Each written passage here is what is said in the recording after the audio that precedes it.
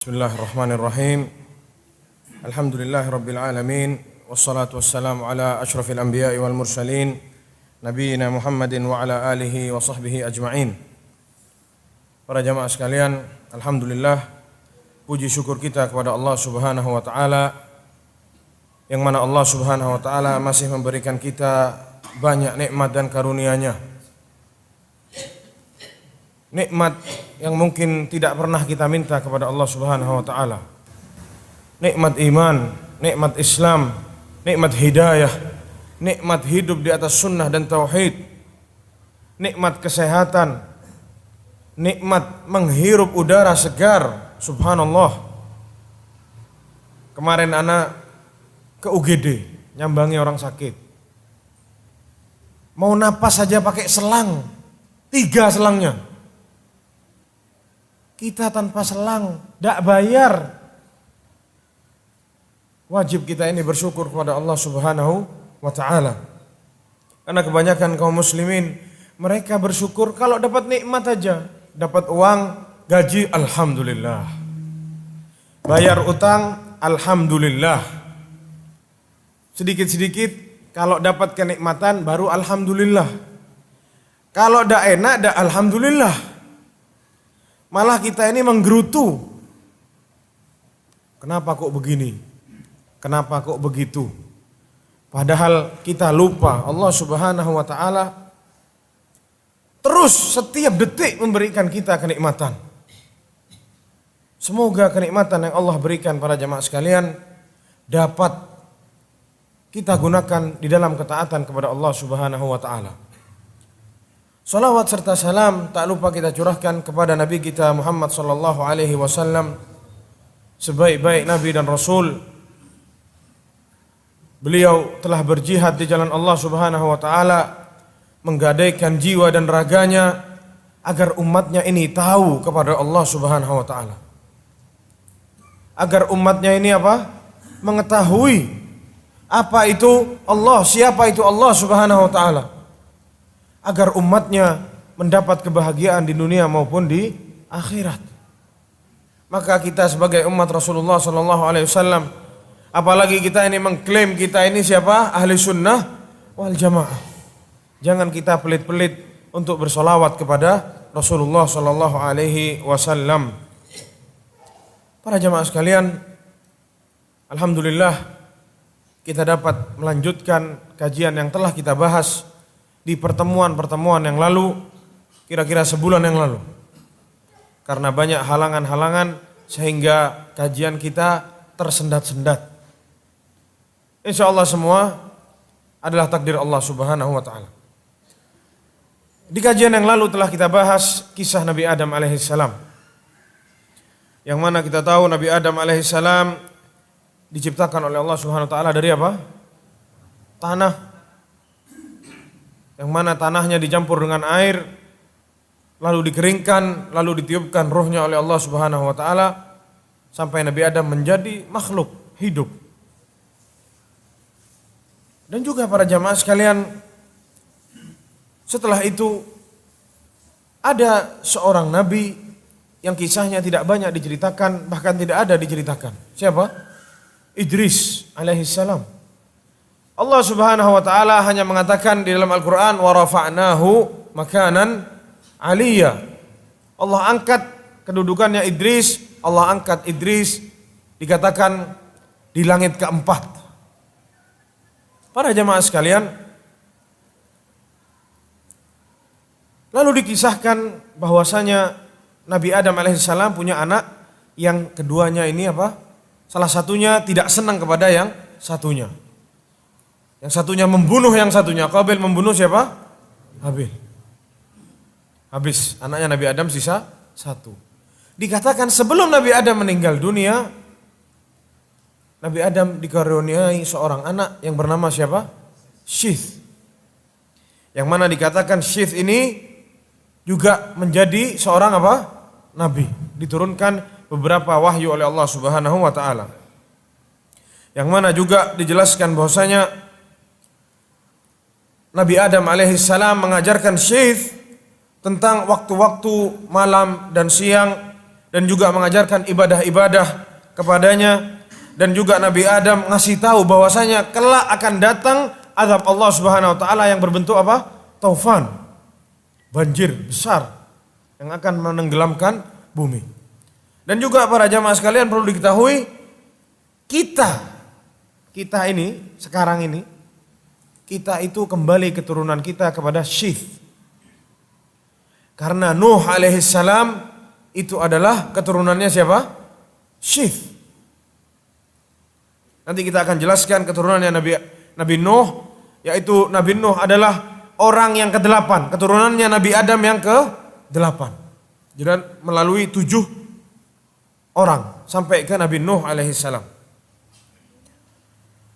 Lalu para jamaah sekalian, dijelaskan saat Nabi Adam alaihissalam meninggal dunia, pada waktu itu pada hari Jumat. Waja'athul malaika dan malaikat turun membawa kain kafan dari Allah Subhanahu wa taala untuk Nabi Adam dari surga. Dan juga para jamaah sekalian terjadi gerhana katanya. Diriwayatkan qala Ibnu Ishaq, berkata Imam Ibnu Ishaq bahwasanya saat Nabi Adam meninggal dunia, matahari apa? Gerhana matahari dan gerhana bulan. Sab'atu ayyam bilayalihinna, 7 hari 7 malam gerhana bulan dan gerhana matahari. Waqtalafu fi dafnihi, dan di mana dikuburkan Nabi Adam terdapat perbedaan di kalangan ulama.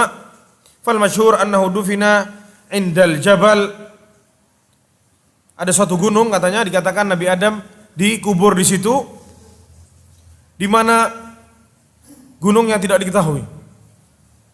Orang-orang para ulama tidak menentukan di mana dikuburnya Nabi Adam. Pokoknya ada satu gunung, di situ dikubur Nabi Adam alaihissalam.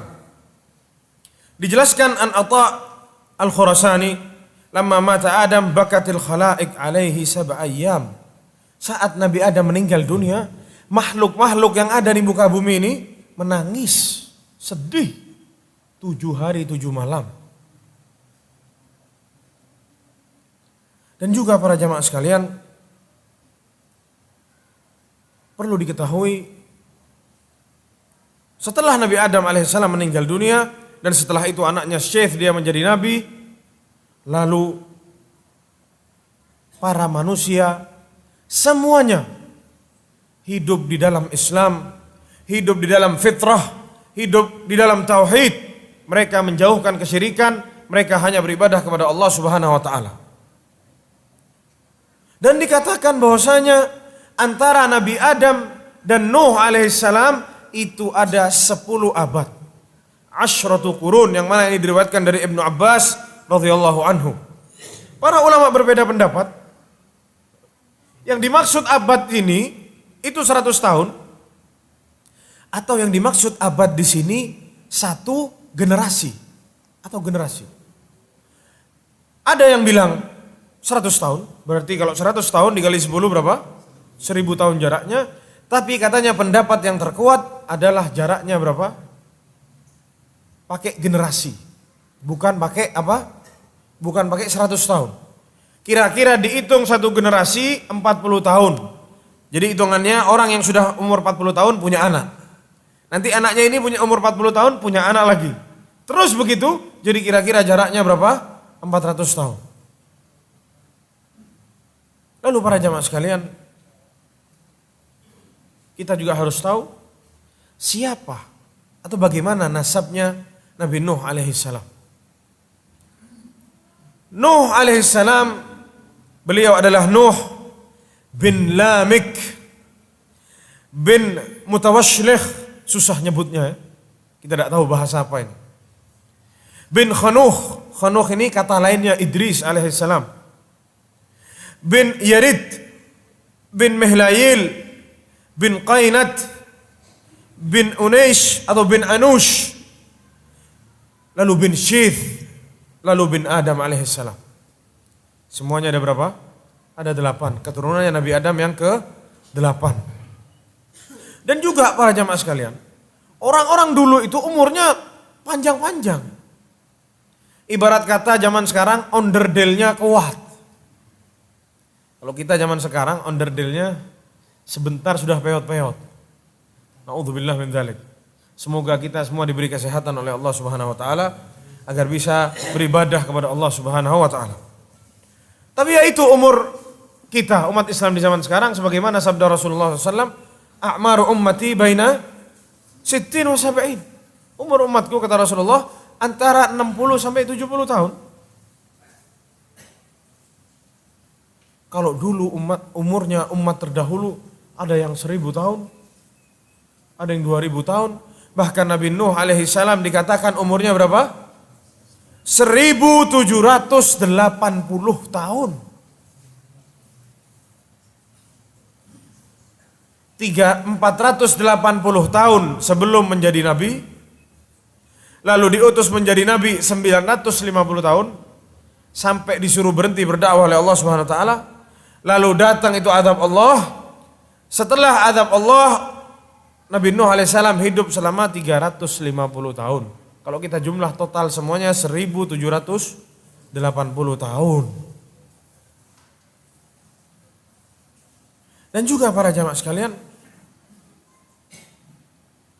kalau kita lihat zaman sekarang masih ada itu titisan-titisan umatnya Nabi Muhammad yang umurnya panjang-panjang. Ana punya kakek, kakaknya kakek ana, tinggal di Yaman sana. Umur 113 tahun masih pergi ke masjid, azan di masjid.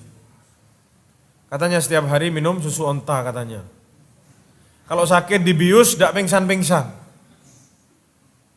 Sekali disuntik, 2 kali disuntik, 3 kali, baru goyang sedikit, yang keempat baru berangkat. Kalau kita baru separuh masuk sudah berangkat kita. Itu salah satu kehebatannya apa? Susu onta. Menjaga kekebalan tubuh. Beliau meninggal pada umurnya 113 tahun, ya sudah ajalnya, sakit lalu meninggal dunia. Tapi sudah umur 100 lebih itu masih bisa jalan ke masjid, bawa tongkat, adzan di masjid, iqamah di masjid, sholat di masjid. Dan berdiri, tidak sholat pakai apa? Tidak sholat pakai kursi. Allah yarhamu, rahimahullah. Dan juga para jamaah sekalian, Nabi Nuh alaihi salam dilahirkan 126 tahun setelah wafatnya Nabi Adam. Sebagaimana yang dijelaskan oleh Ibnu Jarir At-Tabari fi tafsirihi dan juga ulama-ulama yang lain, dan juga sudah dijelaskan tadi bahwasanya selama dari meninggalnya Nabi Adam sampai diutusnya Nuh alaihi salam itu umat manusia tidak ada yang berbuat kesyirikan. Mereka hidup di atas tauhid. Meskipun banyak terjadi maksiat. Contohnya apa maksiatnya? Yang sangat jelas, bunuh-membunuh. Anaknya Nabi Adam membunuh saudaranya. Itu maksiat. Tapi mereka hanya menyembah Allah semata. Lalu para jamaah sekalian, dijelaskan Nabi Adam alaihissalam ada sebagian keturunan dari Nabi Adam yang terkenal mereka adalah orang-orang yang saleh. Mereka bernama siapa? Dijelaskan oleh Allah Subhanahu wa taala di surat Nuh. La tadharunna alihatakum wa la tadharunna waddan wa la suwa'an wa la yaghutha wa ya'uqa wa nasra. Ini nama-nama ini, waddan wa suwa'an wa yaghutha wa ya'uqa wa nasra, ini nama-nama orang soleh keturunannya Nabi Adam alaihissalam. Mereka terkenal di zamannya orang para ahli ibadah dan yang paling menonjol di kalangan mereka semua. Meninggal mereka ini. Orang-orang sedih. Sebagaimana kita kalau kita cinta sama seorang ustadz, terus ustadznya meninggal kita sedih. Itu guru kita. Sama mereka juga sedih saat 5 orang keturunan Nabi Adam ini meninggal. Semuanya meninggal dunia. Lalu datang syaitan. Kita lihat andilnya syaitan. Syaitan diberi kemampuan oleh Allah Subhanahu wa taala untuk menjelma sebagai manusia untuk menyesatkan kita. Sebagaimana yang telah kita kisahkan apa? Di kisahnya Nabi Adam alaihissalam. Fadallahuma bighurur.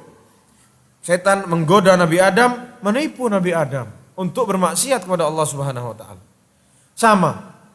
Di zaman itu saat manusia hanya menyembah Allah Subhanahu wa taala, datang ini setan menjelma sebagai manusia menggoda anak cucu Nabi Adam. Digoda gimana? Caranya halus. Pinter setan.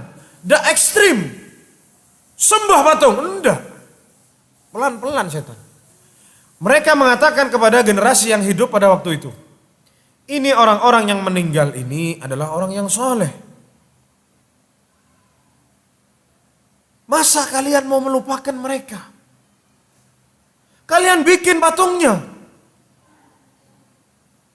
Agar kalian, kalau kalian futur, iman kalian sedang turun, kalian lihat patungnya orang ini, kalian ingat, kalian kembali melakukan ketaatan-ketaatan kepada Allah Subhanahu wa taala, kalian semangat melakukan ibadah kepada Allah Subhanahu wa taala.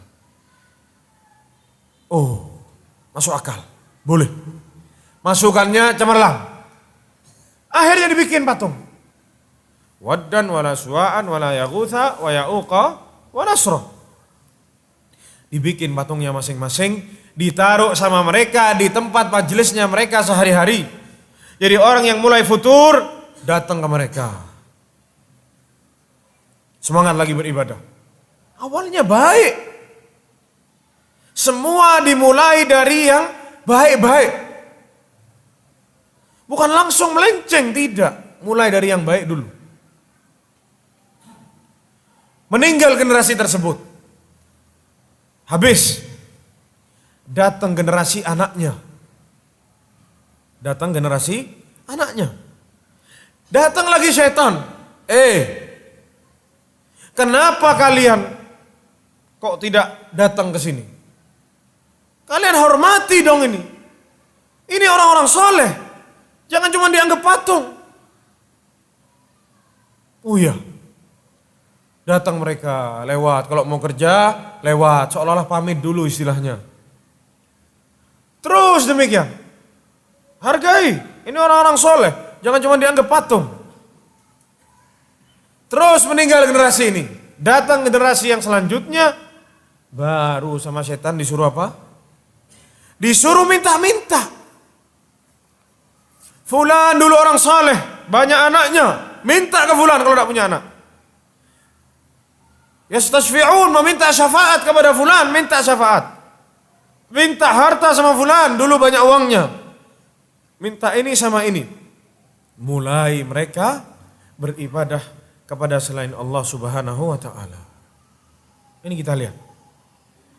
Syirik yang pertama di muka bumi, kesyirikan yang terjadi pertama di muka bumi disebabkan oleh apa? Ghulu fis salihin, ghulu kepada orang-orang saleh. Itu yang terjadi. Itu yang terjadi. Ghulu kepada orang saleh. Oh, ini orang soleh. Terus kenapa kalau orang soleh? Apa ada perintah dari Al-Quran, dari sunnah Rasulullah SAW untuk kita meminta kepada mereka? Sedangkan mereka sudah meninggal dunia? Ada? Kalau ada, datangkan dalilnya. Tidak ada. Kita disuruh minta kepada Allah Subhanahu wa taala. Diriwayatkan para jemaah sekalian min hadits Aisyah radhiyallahu anha, dari Aisyah radhiyallahu anha, anna Ummu Salamah wa Ummu Habibah, zaujatan Nabi SAW, bahwasanya Ummu Salamah dan Ummu Habibah dzakarata kanisati ra'ainaha bil Habasyah. Mereka berkata kepada Rasulullah, mengatakan kepada Rasulullah, saat mereka teringat dulu, saat mereka ke Habasyah, mereka teringat gereja-gereja yang ada di Habasyah. Yang mana di dalam gereja yang seperti kita ketahui di zaman sekarang, banyak patung-patung, banyak foto-foto di sana, lukisan-lukisan. Mereka mengatakan, ngasih tahu Rasulullah SAW. Faqala Rasulullah sallallahu alaihi wasallam, ulaika kana fihim ar-rajulus salih. Dahulu jika ada di kalangan mereka orang-orang yang saleh, famata, lalu mereka meninggal dunia, fabanau ala qabrihi masjidah, Mereka menjadikan di kuburan-kuburan mereka apa? Masjid. Wa sawwaru fiha tilka suwar. Mereka menggambar atau membuat patung-patung mereka. Orang yang soleh yang mati itu dibikin patungnya. Ulaika syirarul khalqi indallahi yaumal qiyamah. Ketahuilah, mereka adalah makhluk Allah yang paling jelek di hari kiamat. Seburuk-buruknya makhluk Allah di hari kiamat. Ini para jamaah sekalian. Apakah tidak terjadi sekarang? Terjadi. Kuburannya diangkat, ditinggikan. Sampai orang-orang berziarah, subhanallah. Mana perintahnya? Agar berziarah ke makam fulan dan ke makam fulan. Apakah ada dalilnya dari sunnah Rasulullah SAW? Sampai buang-buang harta, tinggal anak istri, nyemplung uang di sini di sana. Hanya untuk berziarah ke makam, mengkultuskan makam. Dan juga para jamaah sekalian, Rasulullah SAW sudah menutup pintu ini dari dulu 1400 tahun yang lalu. Contohnya hadis yang barusan, Rasulullah sudah melarang. Rasulullah sudah bilang, itu mereka-mereka apa? Yang bangun kuburan atau yang bangun masjid di atas kuburan orang-orang solehnya adalah apa? Makhluk yang terburuk di hari kiamat. Dan juga Rasulullah SAW sudah melarang kita apa? Untuk mengangkat bangunan kuburan lebih dari sejengkal. Jangan disemen kata Rasulullah SAW. Jangan dikasih nama. Illa lihajah, kecuali ada keperluan mendesak untuk dikasih nama. Kenapa demikian para jamaah sekalian? Biar kita ini tidak hulu, menutup pintu-pintu itu semua. Apalagi orang-orang yang soleh. Bahaya para jamaah sekalian. Mungkin kita, iman kita kuat, tapi tidak dijamin anak-anak kita besok, generasi-generasi yang setelah kita, disembah sama mereka kuburan. Dan juga para jamaah sekalian, kalau kita lihat orang yang kesurupan, orang-orang yang mendatangkan ahli ruqyah untuk meruqyah misalkan saudaranya kesurupan di rumahnya, pasti ahli ruqyah itu lihat di rumahnya ada patung-patung atau ada lukisan enggak. Kalau ada disuruh keluarin sama dia. Kenapa? Karena patung-patung dan lukisan itu apa? Mendatangkan syaitan. Bahkan malaikat tidak mau masuk ke rumah yang ada patung dan lukisan makhluk hidup. Tapi ya itu, kaum muslimin zaman sekarang kalau dikasih tahu jangan naruh lukisan. Hobi sama kuda, naruh lukisan kuda besar di rumahnya. Senang sama macan, diukir ada patungnya macan. Padahal sudah jelas, tidak boleh. Itu mendatangkan apa? Setan. Tapi ya itu yang terjadi di kaum muslimin di zaman sekarang. Baru para jamaah sekalian, disembahlah berhala-berhala tersebut. Mereka menyekutukan Allah Subhanahu wa taala. Akhirnya para jamaah sekalian, Allah mengutus seorang nabi dan rasul. Seorang rasul yang pertama diutus di muka bumi. Seorang ulul azmi yang pertama kali diutus di muka bumi. Nuh alaihissalam. Kenapa diutus di muka bumi? Karena sudah ada kesyirikan. Karena Allah sudah diduakan. Maka diutus Nuh alaihissalam kepada mereka orang-orang yang musyrik. Maka mulailah Nuh alaihissalam, yang mana Allah Subhanahu wa taala berfirman, "Walaqad arsalna Nuhan ila qaumihi inni lakum nadhirum mubin." Walaqad arsalna, telah kami utus Nuh alaihissalam kepada kaumnya, inni lakum nadhirum mubin, sungguh aku bagi kalian adalah seorang nadhir, pembawa kabar dari Allah Subhanahu wa taala, seorang pengingat, pembawa kabar dari Allah Subhanahu wa taala. Apa kabarnya? Alla ta'budu illallah. Jangan kita ini menyembah atau menjuruskan peribadatan kepada selain Allah Subhanahu wa taala. Satu dakwahnya, dakwah tauhid. Sekarang kita lihat keadaan umat muslimin. Banyak mereka tidak tahu apa itu tauhid. Apa Ustaz? Ustaz tauhid terus tauhid. Apa tauhid? Umat Islam ini jangan dipecah belah sama tauhid. Subhanallah. Apa dia tidak tahu dahulu dakwahnya para nabi dan rasul?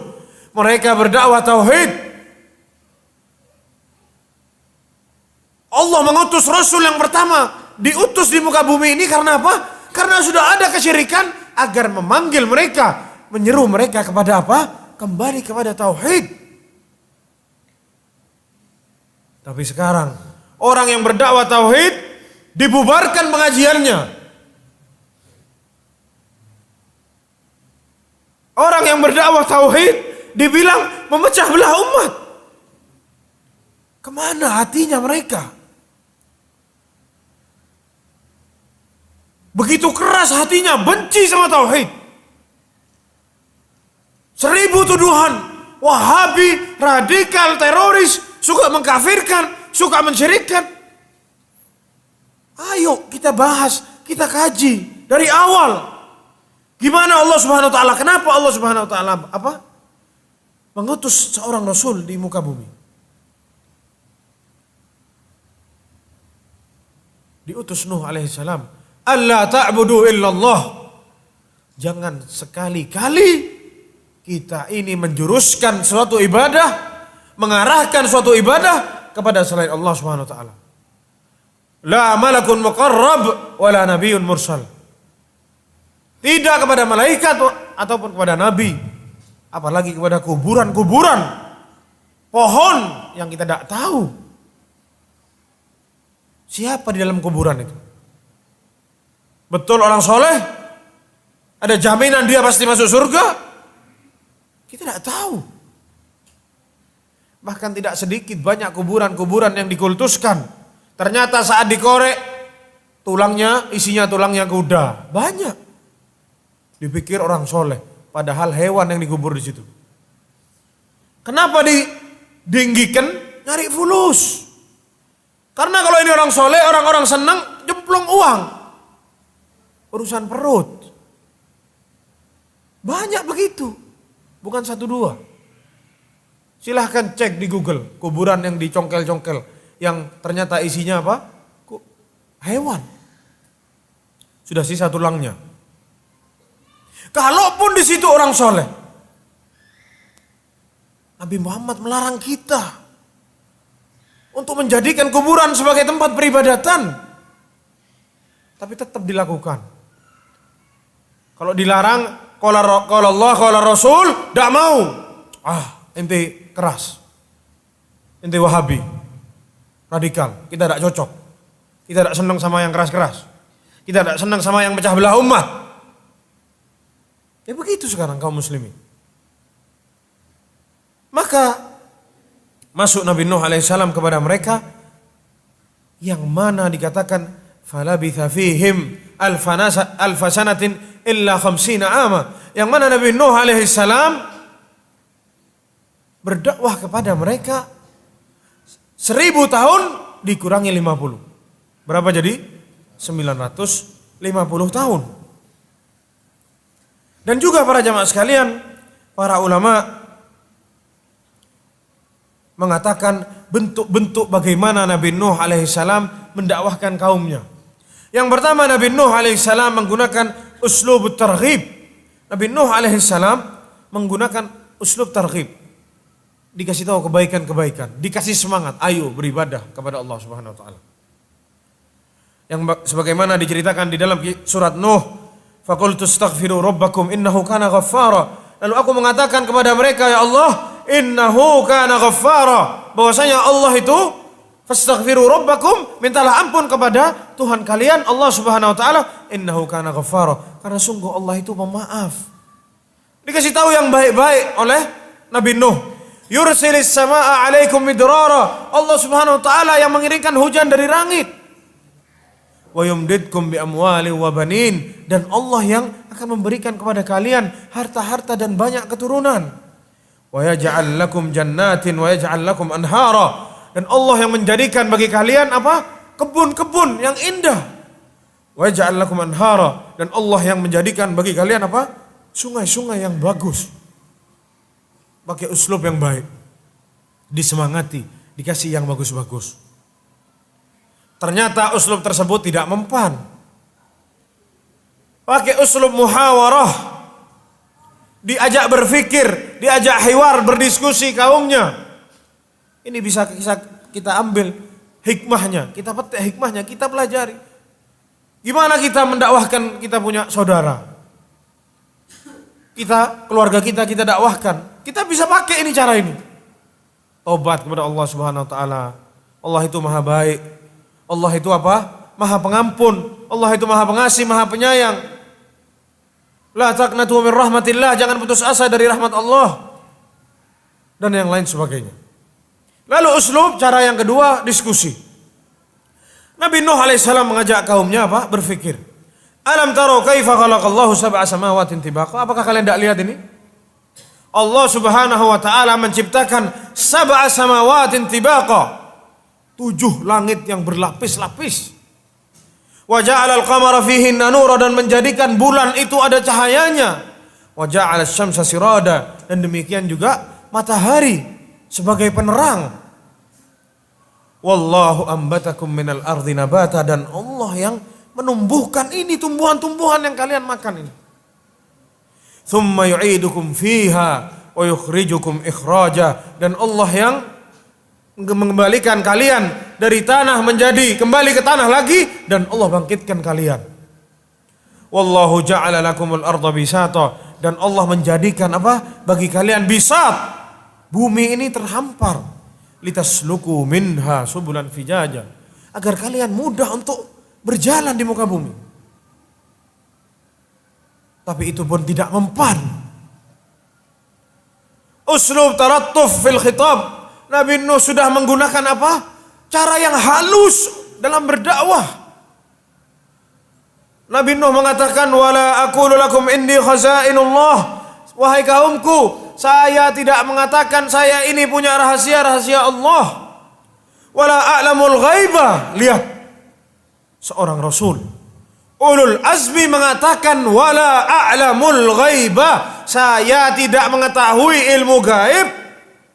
Subhanallah, sekarang ada orang, bukan nabi, bukan rasul, mengetahui ilmu gaib. Katanya setiap hari Kamis naik ke Sidratul Muntaha, lihat buku Lauhul Mahfud, turun terus kasih tahu, ente jangan begini, nanti ente begini, anak sudah lihat barusan di Lauhul Mahfud. Subhanallah, ada yang percaya.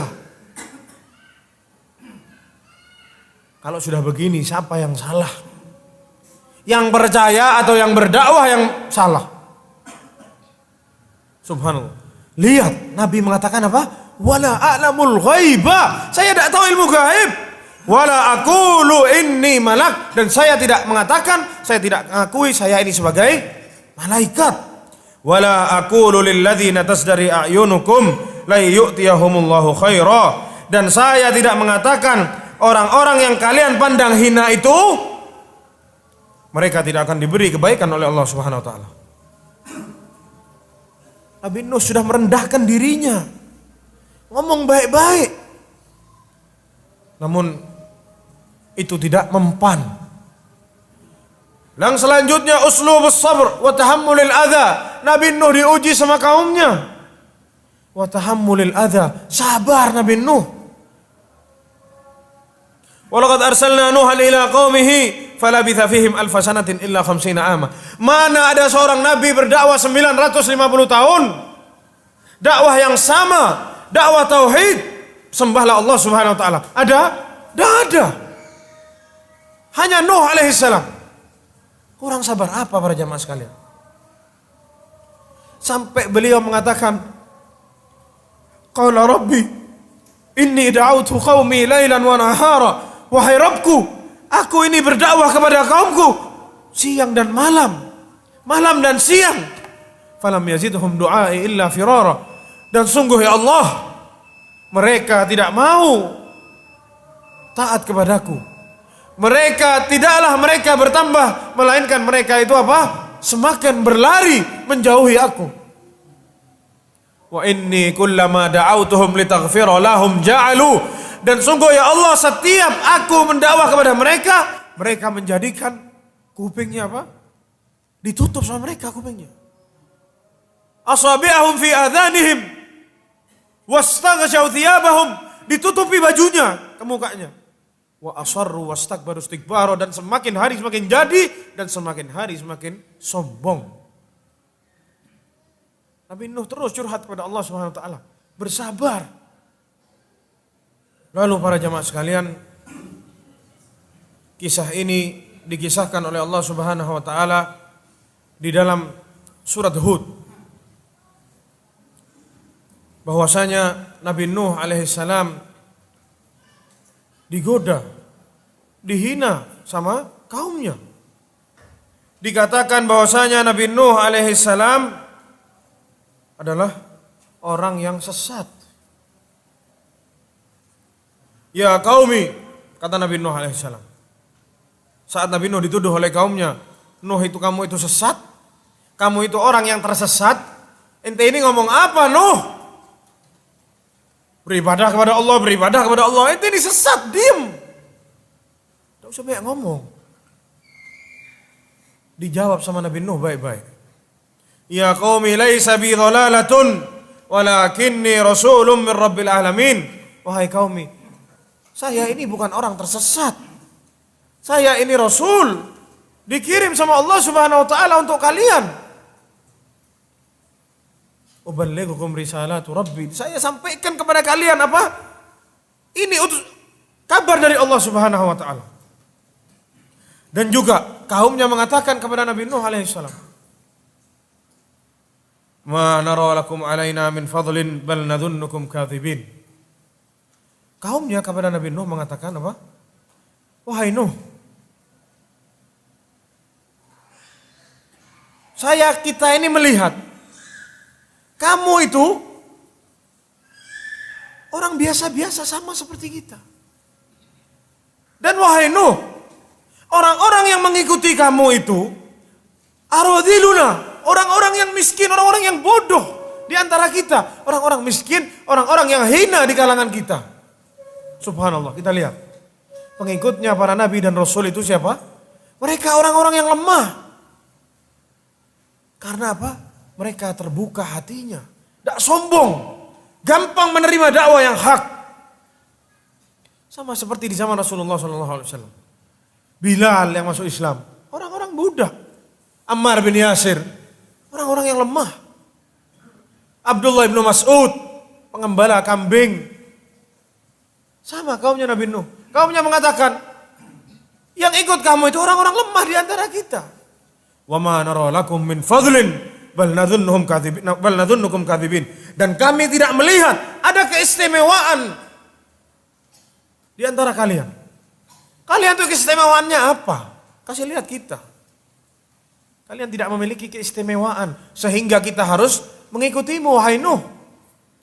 Bahkan kita mengira kamu itu adalah pembohong. Ini yang dilancarkan kaumnya kepada Nuh alaihissalam.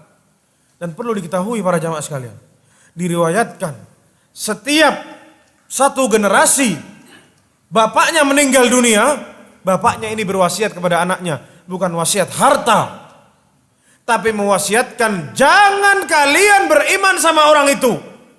Nuh alaihissalam. Atawasau bih, kata Allah Subhanahu wa taala. Mereka saling mewasiati, wasiatnya bukan wasiat yang baik, tapi memerintahkan kepada anaknya dan keturunannya, jangan kalian beriman kepada Nuh alaihissalam. Itu pesannya bapaknya kepada anaknya. Sampai titik itu para jamaah sekalian. Dan juga para jamaah sekalian, dikatakan, mereka mengatakan, ma sami'na bihadza fi abainal awwalin. Wahai Nuh, kami tidak pernah mendengar ini dari bapak-bapak kita yang dulu-dulu. Kamu ini mendatangkan sesuatu yang baru. Sama seperti kita di zaman sekarang, masuk satu kaum, didakwahkan kitab tauhid, diajarkan jangan kita menyembah kepada selain Allah, tunggu dulu. Perasaan ustadz-ustadz kita tidak ada yang ngomong begitu. kakek nenek kita tidak ada yang ngomong tauhid. Wah, ini berarti sesat ente. Apa bedanya sama mereka? Dan juga disebutkan di sini apa yang mereka lancarkan kepada Nabi Nuh alaihissalam. Mereka mengatakan Nabi Nuh adalah pembohong, Nabi Nuh adalah sesat, dan juga mereka mengatakan Nabi Nuh mengada-ngada membawa sesuatu yang bohong, yang tidak pernah ada. Dan juga Allah Subhanahu wa taala mengatakan bahwasanya setiap nabi termasuk Nabi Muhammad alaihissalam akan dikatakan oleh kaumnya apa? Ma yuqalu laka illa ma qad qila lirrusuli min qablik.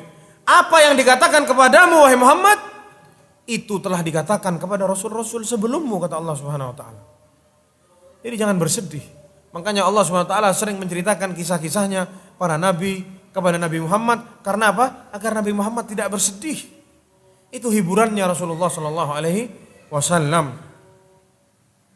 Lalu para jamaah sekalian, Nabi Nuh alaihissalam bersabar, tidak pernah putus asa. Yang mana diberitahu atau diriwayatkan bahwasanya pengikutnya Nabi Nuh alaihissalam tercatat hanya 40 sampai 80 orang saja. Sampai titik itu Nabi Nuh alaihissalam bersabar dalam berdakwah tauhid. Kalau kita melempem, jujur mungkin kalau anak tidak mampu 950 tahun dakwah satu hal, dakwah yang sama, pengikutnya cuma 80 orang, belum tentu dalam 10 tahun ada satu pengikutnya, berarti para jamaah sekalian. Betul kan? Belum tentu dalam 10 tahun ada satu pengikutnya. Kalau jumlahnya 95, betul dalam 10 tahun ada satu orang. Ini jumlahnya cuma 80 orang, bahkan ada yang bilang cuma 40 orang. Subhanallah. Ini juga nasihat bagi para da'i. Kepada anak pribadi dan bagi para da'i, sabar. Minta kepada Allah Subhanahu wa taala. Jangan terus ada pengikutnya cuma yang hadir kajian cuma 2 orang, sudahlah tutup pengajiannya. Jangan. Terus berdakwah. Barangkali dari 1-2 orang ini akan menghasilkan jutaan orang di belakangnya nanti. Seperti Syekh gurunya Ibnu Utsaimin, Syekh Abdurrahman As-Sa'di. Dulu katanya Ibnu Utsaimin yang ngaji sama Syekh Abdurrahman As-Sa'di rahimahullah ada 30 orang kira-kira bahas kitab. Semakin hari semakin habis, sisa cuma 2 orang. Ana kata Syekh Utsaimin sama satu lagi teman ana, tidak disebut namanya. Yang satu ini juga kabur, gugur di tengah jalan. Sisa ana sendiri. Katanya Ibnu Utsaimin, saya waktu itu dikasih hadiah karena saya yang bertahan sampai habis kitab, bahas kitab. Ana dikasih jeruk sama Syekh Abdurrahman As-Sa'di. Zaman dulu di Saudi mana ada jeruk? Kering kerontang. Kalau zaman sekarang banyak impor jeruk. Zaman dulu mana ada jeruk? Ana dikasih jeruk. Ana tidak bisa lupakan itu, katanya Syekh Ibnu Utsaimin. Kita lihat siapa sekarang yang tidak kenal sama Ibnu Utsaimin? Dikenal di dunia. Ini orang kalau ikhlas, seorang guru ikhlas, meskipun muridnya cuma tinggal 1, dia ikhlas ngasih ilmu, dia tidak tahu nanti di belakang ilmunya ini mungkin ada jutaan manusia yang akan ngambil ilmu dari dia. Pahalanya terus mengalir kepada siapa? Gurunya. Syekh Abdurrahman As-Sa'di rahimahullah dan juga Syekh Muhammad bin Shalih Al-Utsaimin rahimahullah. Mungkin para jemaah sekalian, sekian dulu yang bisa Anda sampaikan. Insyaallah di kajian yang selanjutnya akan kita bahas sampai terakhir kisah Nuh alaihissalam. Wallahu taala alam. Wa sallallahu ala nabiyina Muhammad wa ala alihi wa sahbihi wasallam. Jika ada yang mau bertanya silahkan. Tafadhal.